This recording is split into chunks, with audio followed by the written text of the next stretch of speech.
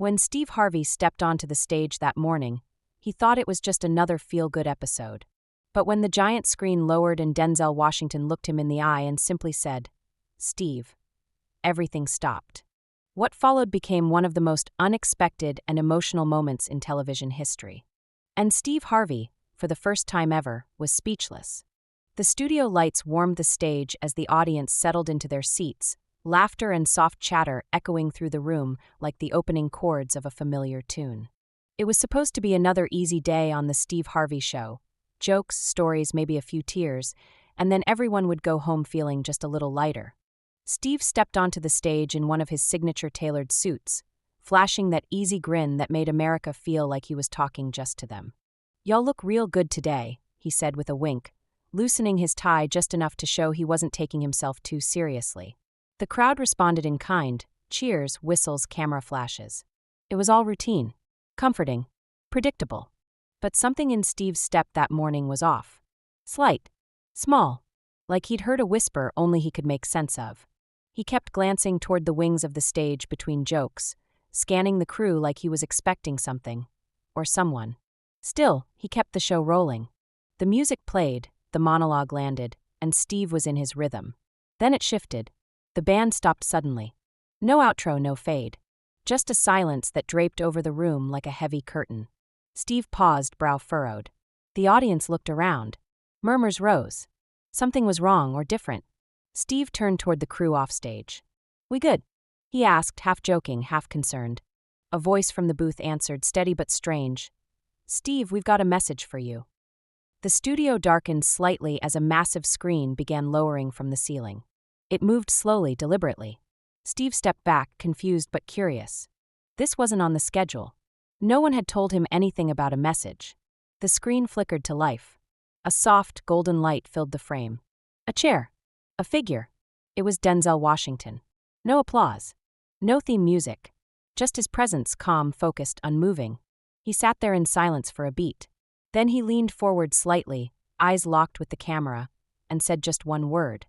"Steve." The crowd gasped, not loudly but sharply, like they'd all inhaled at once.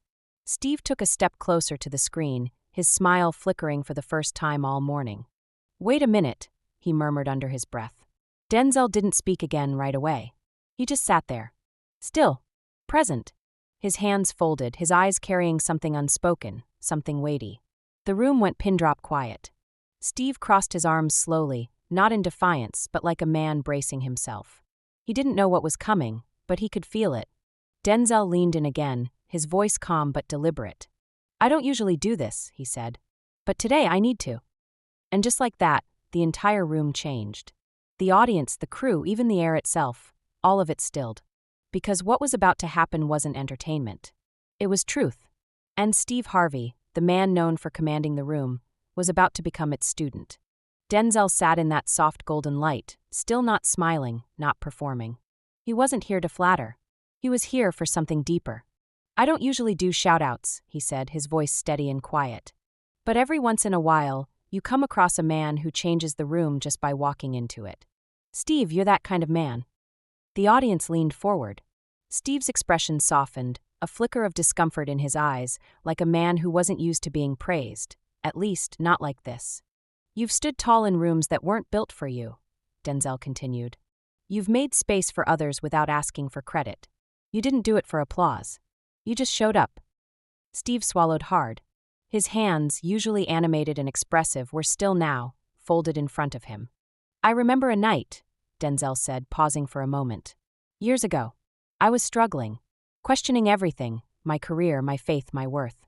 I turned on the TV and there you were. Not cracking jokes. Not hosting. Just talking. About purpose. About believing in something bigger than yourself."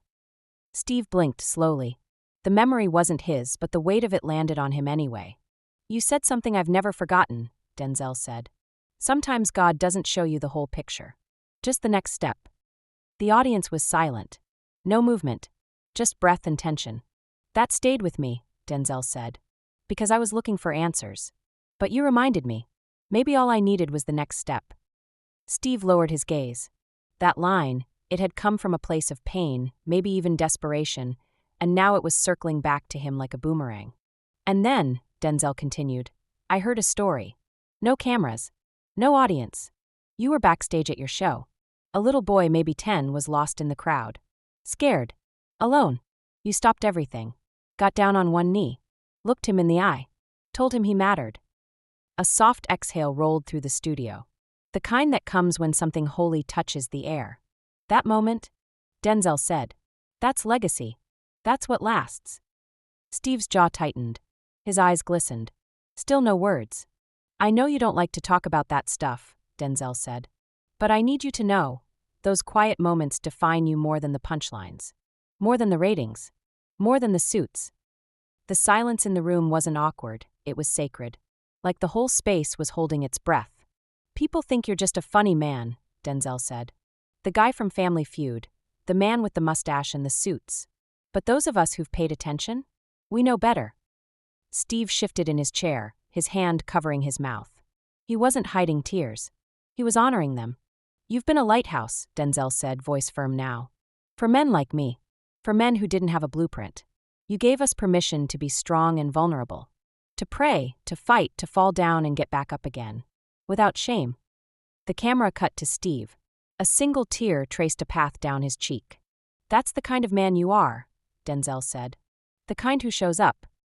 And with that, he leaned back in his chair, hands folded, eyes steady. The screen held still for a beat longer, then faded to black. No music. No applause. Just a room full of people changed by the truth of a man being seen. Steve didn't speak right away. The screen had gone black, but the room still held its breath, as if the silence itself was part of the message. He stayed seated, elbows on his knees, hands folded, head lowered. No music played. No cameras moved. The show was still rolling, but no one dared break the moment. When he finally looked up, his eyes were red but clear. His voice, when it came, was low and unpolished, not the polished host voice the audience was used to, but something real. Something raw. I wasn't ready for that, he said, glancing toward where the screen had been. Nobody's ever said that to me before. The audience remained silent. A few wiped away tears. One man near the front row had both hands clasped together in front of his mouth, like he was praying. You do this thing long enough, Steve continued. You start to think people stop seeing you. You become the routine. The laugh. The guy with the suit. You forget that the small things matter. He paused, blinked hard, then let a quiet smile cross his face. I remember a night, he said slowly. I was sleeping in the back of a Ford Tempo. Cleveland cold. $35 to my name. I was done. Just done. Now the silence in the room shifted. It wasn't shock. It wasn't pity. It was understanding. I talked to God that night, Steve said. Out loud. Like he was sitting right there beside me in the passenger seat. He chuckled once, softly. Told him, Lord, if you got something else for me, now's the time. 'Cause I don't know how much longer I can keep going like this. A tear slipped down his cheek, but he didn't wipe it away. And then one person told me, don't quit. Just hold on one more day. That's all it took. He leaned forward slightly, as if speaking directly to someone unseen in the back of the room. Sometimes you don't know the ripple you're making. You don't know who's watching, who's listening, who's holding on because you didn't quit. The audience stayed quiet, absorbing every word. Denzel didn't have to do that, he said. He didn't have to go out of his way. But he did. And that'll carry me the rest of my life. A soft round of applause began. Not the thunderous kind. Gentle. Respectful. Earned. But Steve wasn't done. He stood slowly, walked to the edge of the stage, and looked out, not into the lights, but into the eyes. Row after row of people, some crying, some smiling, all completely with him. I ain't perfect, he said. But I've tried. Tried to show up. Tried to be real. Tried to leave something behind that wasn't just a catchphrase or a TV moment. He motioned to the side of the stage, and slowly, a row of young men filed in. Teenagers. Early 20s. Different backgrounds, same uncertain eyes. They stood there, awkward but present. Steve turned toward them. This ain't about me, he said, his voice steady now. It's about y'all. It's about what we build when the cameras are off. When nobody's watching. He walked down the line, stopping in front of each young man, looking them in the eye. What's your name? What do you want to do? What's stopping you? He listened to their answers, really listened, nodded, encouraged, laughed with a few, gave a pat on the shoulder to others. You want to be somebody? He said. Start by showing up for yourself. He reached into his jacket and pulled out a folded envelope. Handed it to one of the boys. Then another. Then a third. Scholarships. Internships. Not just paper, but possibility. You don't need to be famous, Steve said. You just need to care. And you need someone to care about you. He turned back to the audience, his voice stronger now but still soft at the edges. This world will try to break you. But don't let it define you. Let it shape you. One final breath. Then he smiled. Denzel, if you're still watching, thank you. Not just for what you said, but for reminding me why I started this in the first place. The lights didn't flash. The music didn't play. There was no flashy send-off. Just a man standing in the truth and a room full of people standing with him. And that was more than a moment.